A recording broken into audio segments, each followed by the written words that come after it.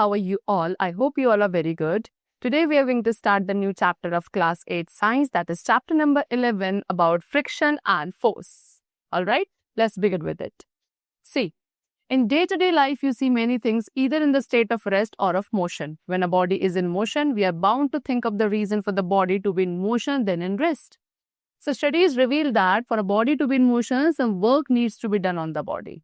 What they saying student कि हमारी day to day life में हम डिफरेंट ऑब्जेक्ट्स को देखते हैं जो या तो रेस्ट स्टेट पे होते हैं या मोशन स्टेट पे होते हैं, राइट? तो जब आप एक बॉडी को मोशन में देखते हो तो आप उसका रीजन ढूंढने लगते हो कि क्या रीजन था जिसकी वजह से ये बॉडी मोशन में है instead of being in rest, right? So studies reveal that कि एक बॉडी के मोशन में आने के लिए उस बॉडी पर वर्क होना जरूरी है. Okay, and work requires, work होने के लिए किसकी रिक्वायरमेंट होती है? एनर्जी के एक्सपेंडिचर की रिक्वायरमेंट होती है in application of force to displace a body from the state of rest to motion और वाइस वर्सा. ठीक है, यानी कि आपको क्या एनर्जी अप्लाई करनी पड़ेगी सो दैट वहां पे आप फोर्स अप्लाई कर सको. ठीक है, एनर्जी के एक्सपेंडिचर से आप वहां पे फोर्स अप्लाई करेंगे एंड उस फोर्स की वजह से वो ऑब्जेक्ट रेस्ट से मोशन में आएगा या मोशन से रेस्ट में आएगा. Then only you will say that the work has been done on that particular body. Now let us study about force और इसके different effects को discuss करेंगे. So force and its effects. So in the previous classes you have learned that the bodies move and when they move they change their positions with time, right? अपनी previous classes में भी हमने discuss किया है कि body जो होती हैं different objects या different bodies move करती हैं and जब वो move करती हैं तो उनकी position जो है time के साथ change होती है. Now the motion, अब motion जो वो possess करती है वो किसकी वजह से होता है? Force की वजह से होता है जो उनके ऊपर act कर रहा है. A ball lying on the ground, एक बॉल है जो ग्राउंड पे है तो वो क्या रहेगी? आपकी उसी स्टेट में रहेगी जब तक आप उस पर किक नहीं करोगे. ठीक है, तो एक बॉडी को मोशन में लाने के लिए आपको या तो उसे पुल करना पड़ता है या फिर पुश करना पड़ता है. सो ये जो पुलिंग या पुशिंग है किसी भी बॉब्जेक्ट की या बॉडी की, that is what is known as force. So ऐसा यूनिट में जो फोर्स को मेजर किया जाता है वो न्यूटन में किया जाता है. यू मस्ट हैव सीन कि एक स्वीपर जो है अपने व्हील बैरो को पुश करता है, एक लेबर जो है कार्ट को पुल करता है. ऑलराइट, सो एक बॉडी का मोशन तब तक पॉसिबल नहीं है जब तक आप उस पर फोर्स अप्लाई नहीं करोगे. सभी एक्टिविटीज जो आप एक डे के दौरान कैरी आउट करते हो, like lifting of a school bag on your shoulders, picking a glass of water to drink, right, and then walking, swimming etcetera. So ये सभी एक्टिविटीज के लिए students what we require the application of force, वहां पे क्या force apply करना जरूरी है. नन ऑफ दीज एक्टिविटीज, इनमें से कोई सी भी ऐसी एक्टिविटी जो है वो पॉसिबल नहीं है if you do not apply the force. Now a force, अब एक फोर्स जो हम अप्लाई करते हैं स्टूडेंट, उसका इफेक्ट जो है वो बॉडी पे डिफरेंट तरीके से होता है डिपेंडिंग कि किस टाइप का फोर्स आप अप्लाई कर रहे हैं एंड वो फोर्स अप्लाई क्यों किया गया है, right? So let us study the effects of the force applied on a body और an object. Number one we have is that force changes the state of a body from rest to motion or from motion to rest. सबसे पहला effect क्या है force का कि force से क्या होता है, एक ऑब्जेक्ट आपका रेस्ट स्टेट से मोशन में आ सकता है या मोशन स्टेट से रेस्ट पे आ सकता है. यस, इन अ फुटबॉल मैच, एक फुटबॉल मैच में एक प्लेयर जो है फोर्स अप्लाई करता है फुटबॉल पे, ठीक है, गोल स्कोर करने के लिए. लेकिन गोलकीपर क्या करता है? गोलकीपर फोर्स अप्लाई करता है बॉल को गोल पोस्ट पे जाने से रोकने के लिए, right? Similarly in the cricket, ऐसे क्रिकेट में भी बैट्समैन अप्लाई करता है फोर्स बॉल को हिट करने के लिए, वेयरएज फील्डर जो होते हैं वो फोर्स अप्लाई करते हैं बॉल, मूविंग बॉल को स्टॉप करने के लिए. सो इन दोनों ही केसेस में एक चेंज जो आ रहा है, ठीक है ना, बॉल की स्टेट में, that is because of force. Second, force change the direction of motion of a moving body. Force जो है एक मूविंग बॉडी के डायरेक्शन को भी चेंज कर सकता है, ठीक है. सो इन क्रिकेट में जब एक बॉलर बॉल थ्रो करता है तो बैट्समैन उसे हिट करेगा, राइट? सो व्हेन हिटिंग और गाइडिंग, तो जब बॉल को हिट या गाइड किया जाता है तो उससे जो आपका बॉलर है वो क्या कर रहा है, बॉल के मोशन की डायरेक्शन को चेंज कर रहा है, ऑलराइट? और जो बैट्समैन है वो उसे हिट करके क्या कर रहे हैं, बैट्समैन बॉल को हिट करने के बाद जो बॉलर ने जिस डायरेक्शन में बॉल को थ्रो किया था उसके मोशन की डायरेक्शन चेंज हो रही है.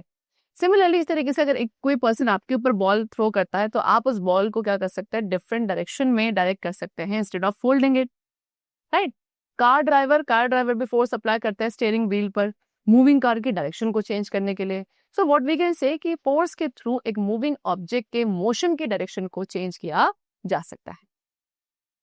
Third effect, force can change the shape, force के थ्रू आप ऑब्जेक्ट के शेप एंड साइज को भी चेंज कर सकते हैं. For example take a rubber band, आपने एक रबर बैंड लिया, एक स्प्रिंग आप ले सकते हैं, आप उसको स्ट्रेच कर रहे हैं. तो जब आप उसे स्ट्रेच करेंगे स्टूडेंट, उस रबर बैंड और स्प्रिंग की जो शेप है वो चेंज हो जाएगी, है ना. It will be stretch to a longer length, right. इस तरीके से आपने एक ब्रिक लिया और एक हैमर लिया. अब आपने उस ब्रिक पे फोर्स अप्लाई किया हैमर का यूज करके, ठीक है. तो वो ब्रिक क्या होगी, वो ब्रेक यानी कि टूट जाएगी. दैट मीन्स इसकी शेप चेंज हो जाएगी. इस तरीके से विजिट योर किचन, जब आपकी मदर फूड कुक करती है, you should visit your kitchen and then watch her. आप अपनी मदर को ऑब्जर्व कीजिए, वो जब चपातीज बनाती है, ठीक है. So over there what you have to do, you have to try to compare. आपने उस लिटिल नीडेड फ्लावर की शेप को कंपेयर करना है, ठीक है, with the shape of the chapatis. Alright. तो चपातीज आपकी थिन एंड लॉन्ग है as compare to the flour mass जो उन्होंने रोल करने से पहले लिया था.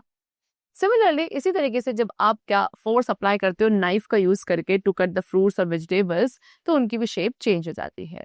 सो बेसिकली फोर्स अप्लाई करने से हम एक ऑब्जेक्ट की शेप एंड साइज को चेंज कर सकते हैं. चलो, so these were the effects of force. Now next we will talk about types of forces. Students, the forces applied by you not only differ in the effects on an object but also in the way they act.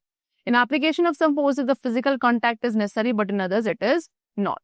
तो force जो students हम apply करते हैं वो केवल effects में ही एक दूसरे से डिफरेंट नहीं है, बल्कि किस तरीके से आप अप्लाई करते हैं, वो किस तरीके से एक्ट कर रहे हैं, दैट ऑल्सो डिफर, राइट. सो कुछ फोर्सेस के एप्लीकेशन में फिजिकल कॉन्टैक्ट की जरूरत होती है, कुछ के एप्लीकेशन में physical contact is not required. For example place an iron nail, आपने एक आयरन नेल को टेबल पे प्लेस किया, फिर आप एक बार मैग्नेट को उससे क्लोज देके आते हैं, ठीक है. सो एज सून एज जैसे ही आप उसको से क्लोज देकर आओगे, नेल जो है उस मैग्नेट के टुवर्ड्स अट्रैक्ट हो जाएगा. इट मींस कि मैग्नेट ने क्या किया है, अपना फोर्स उसके ऊपर अप्लाई किया without directly coming in contact of the nail. So it simply means what कि फोर्स को आप अप्लाई कर सकते हो ऑब्जेक्ट के डायरेक्ट कॉन्टैक्ट में, डायरेक्ट फिजिकल कॉन्टैक्ट में आए बिना. Alright, so let us study about the different types of forces. Number one, we have muscular force. So muscular force वो force है जो हमारी body muscles के through अप्लाई होता है. फॉर एग्जाम्पल जब आप अपने स्कूल बैग को कैरी करते हो, है ना, टू गो टू स्कूल, तो आप वहां पे मस्कुलर फोर्स ही अप्लाई कर रहे हैं. So while walking, running, exercising, इन सभी केसेस में मस्कुलर फोर्स का यूज होता है.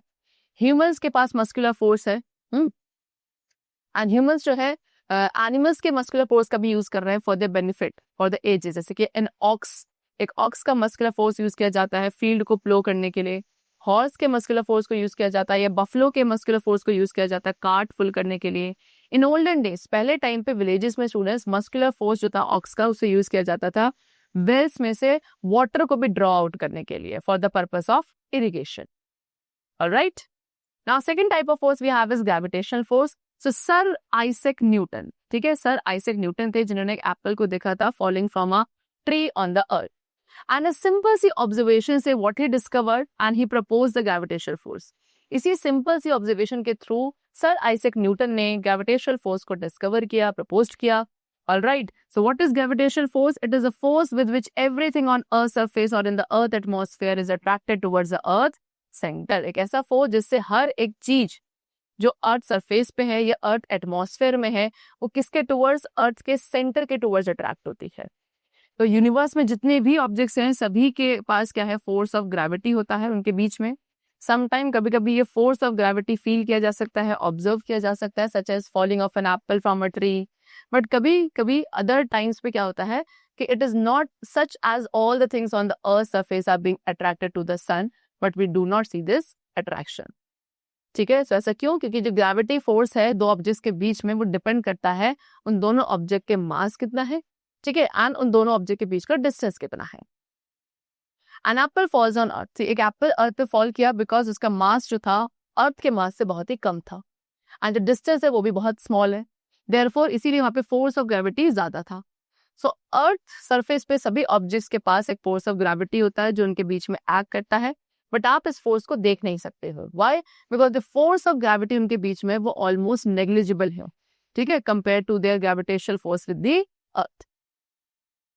नाउ द फोर्स, अब स्टूडेंट्स एक ऐसा फोर्स जिससे एक ऑब्जेक्ट अर्थ के टुवर्ड्स अट्रैक्ट होता है उसे आप बोलते हो वेट. ठीक है, एक ऑब्जेक्ट का वेट आप डिफाइन कर सकते हैं that is as the measure of the earth gravitational pull on an object. अब वेट को मेजर किया जाता है एक स्प्रिंग बैलेंस का यूज करके, जिसे आप न्यूटन मीटर भी कहते हैं. सो एक्चुअली ये अर्थ के ग्रेविटेशनल फोर्स को मेजर करता है ऑन दी ऑब्जेक्ट.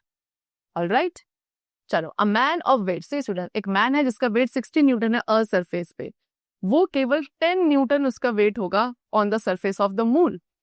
ठीक है, एंड जुपिटर पे उसका वेट होगा 180 न्यूटन. ऐसा क्यों? बिकॉज जो ग्रेविटी फोर्स है मून सरफेस पे वो अर्थ सरफेस का 1/6 है. वाइल ऑन जुपिटर, जुपिटर पे वो क्या है, 3 टाइम्स है ग्रेविटेशनल फोर्स ऑफ द अर्थ की ग्रेविटेशनल फोर्स का 3 गुना है. ऑलराइट, चलो. Now next we will talk about frictional force. So frictional force is a force that opposes the motion of a moving body. अब एक ऐसा फोर्स जो किसी एक मूविंग बॉडी के मोशन को अपोज करता है, रेजिस्ट करता है, that is known as frictional force.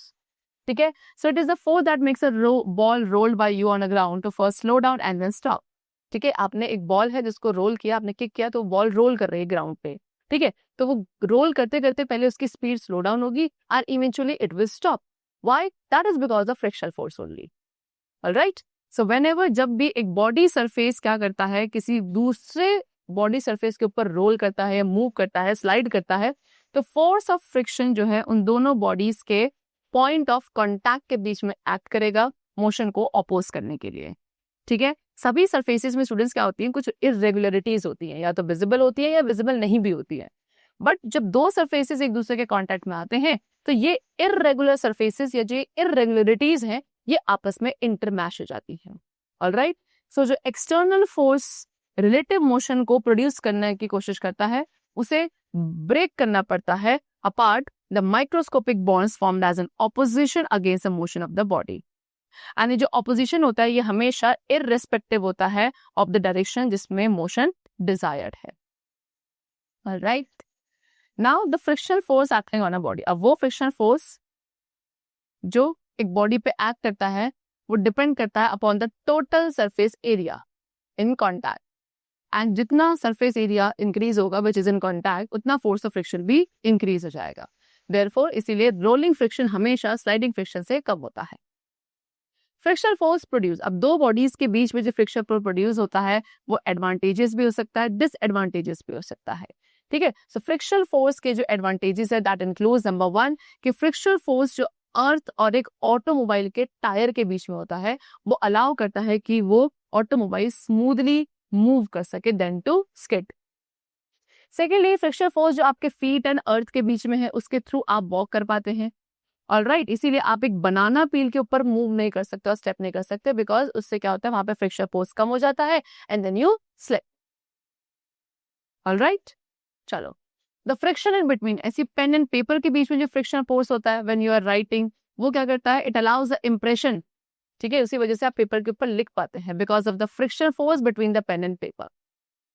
Then the friction जो ब्रेक पैड एंड व्हील के बीच में होता है उसके थ्रू एक बाइसाइकिल, कार और स्कूटर जो है वो क्या कर पाती है, स्टॉप हो पाती है when you apply brake. Now the force of friction. अब फोर्स ऑफ फ्रिक्शन के एडवांटेजेस के साथ उसके अपने खुद के कुछ डिसएडवांटेजेस भी हैं.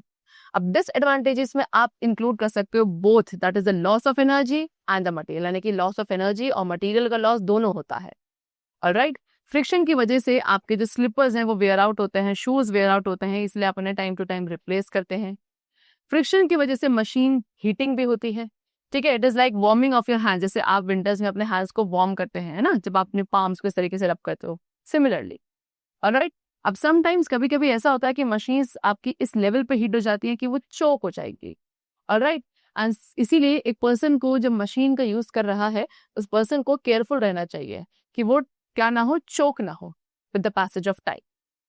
There are ways known with which the friction can be reduced to a certain limit. अब कुछ तरीके यहाँ पे आपको गिवन है मेथड जिससे आप फ्रिक्शन को एक सर्टेन लिमिट तक रिड्यूस कर सकते हैं. खत्म नहीं कर सकते, we can not remove it but we can reduce it to a certain limit. So what are the different ways for that? Number 1, the use of lubricants. ठीक है, ल्यूब्रिकेंट्स का यूज किया जा सकता है लाइक ग्रीस, जैसे कि आप अपने बाईसाइकिल चेन एंड गियर्स में ग्रीस अप्लाई करते हैं फ्रिक्शन फोर्स को रिड्यूस करने के लिए. सेकेंडली, ऑल्टरिंग द शेप, आप बॉडी शेप को ऑल्टर कर सकते हैं उसे एक स्ट्रीम लाइन शेप देने के लिए. ठीक है, जैसे कि एक बोट, बर्ड या फिश की बॉडी शेप होती है वो स्ट्रीम लाइन शेप होती है. ठीक है, तो basically student streamline shape ही है जो बर्ड्स को हेल्प करती है to fly in the air, है ना. फिशेस को हेल्प करती है to swim in the water with the least force. Third, reducing the area, जो एरिया कॉन्टैक्ट में है है ना, आप उसे रिड्यूस कर सकते हैं because rolling friction is less than sliding friction. Then gear system का यूज कर सकते हैं बिकॉज गियर सिस्टम क्या करता है, एक्टिंग फोर्स को मल्टीप्लाई करता है, यानी कि जो फोर्स आप अप्लाई कर रहे हो वो लेस होता है than the force which is acting on the body, right. So look at a bicycle. अब यहाँ पे आपको बाइसाइकिल दिखाई गई है, यहाँ पे जो फ्रंट गियर है वो आपके बैक गियर से क्या है, लार्ज है, सो दैट कि जो फ्रंट गियर की रोटेशन होगी, सिंगल रोटेशन, वो बैक गियर को 45 टाइम्स या उससे ज्यादा रोटेट करेगी डिपेंडिंग कि बैक गियर का साइज कितना है. ऑलराइट, चलो now next we come to magnetic force. Students when you bring, जब आप एक बार मैग्नेट को आयरन नेज के क्लोज लाते हैं तो आपने देखा है आयरन नेज उसके टुवर्ड्स अट्रैक्ट हो जाती है. सो जो फोर्स यूज किया जा रहा है आयरन नेज को अट्रैक्ट करने के लिए, by what, by the magnet, that is known as magnetic force. अब मैग्नेटिक फोर्स एक्सर्ट किया जाता है केवल फेरो मैग्नेटिक मटेरियल्स पे, that is iron, cobalt and nickel. Okay, magnetic force as you have learned earlier also कि ये काफी important होता है स्क्रैप आयरन को एक्सट्रैक्ट करने के लिए फ्रॉम द गार्बेजेस. ऑलराइट, चलो next we will talk about electrostatic force. तो इलेक्ट्रोस्टैटिक फोर्स आपका मैग्नेटिक एंड ग्रेविटेशनल फोर्स की तरह ही होता है जो थोड़ा डिस्टेंस पे से भी एक्ट करता है. ऑलराइट, चलो see they have given an activity over here. आपने एक स्मॉल पीस ऑफ पेपर लिया, उसको टीयर किया इनटू स्मॉल बिट्स एंड उन बिट्स ऑफ पेपर को एक शीट ऑफ पेपर पे स्प्रेड कर दिया. उसके बाद आपने एक प्लास्टिक कॉम्ब लिया, अपने ड्राई हेयर पे आप उस कॉम्ब को उस कॉम्ब को क्या करेंगे, अपने ड्राई हेयर पे यूज करेंगे 3 to 4 टाइम्स. एंड देन आप उस कॉम्ब को बिट्स ऑफ पेपर के क्लोज लाना है and observe what you will see कि जो कॉम्ब है वो उन बिट्स ऑफ पेपर को एक मैग्नेट की तरह अट्रैक्ट कर रहा है, जैसे कि आयरन नेल्स मैग्नेट के पास जाके अट्रैक्ट होती हैं. सिमिलरली वो बिट्स ऑफ पेपर अब कॉम्ब पे सारे अट्रैक्ट हो जाएंगे, somewhat like this you could see. So इस एक्टिविटी में बेसिकली इलेक्ट्रोस्टैटिक फोर्स है स्टूडेंट जो एक्ट कर रहा है एंड उसी की वजह से कॉम्ब उन बिट्स ऑफ पेपर को अट्रैक्ट कर पा रहा है. उसके अलावा जो अदर एग्जांपल है इलेक्ट्रोस्टैटिक फोर्स का, that includes the sticking of an inflated balloon. एक इन्फ्लेटेड बलून का स्टिक हो जाना किस पे, बॉल पर, ठीक है, आफ्टर अ जेंटल रबिंग, और flying of mustard seeds away from each other in a plastic plate after being gently rubbed to its surface.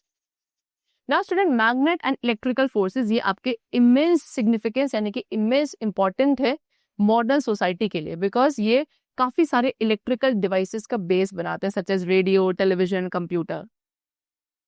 Electrical forces को हम यूज करते हैं पार्टिकल्स को रिमूव करने के लिए भी जो आपके स्मोक पे प्रेजेंट होते हैं so that air pollution could be reduced, ठीक है, by a simple machine which is called electrostatic precipitator.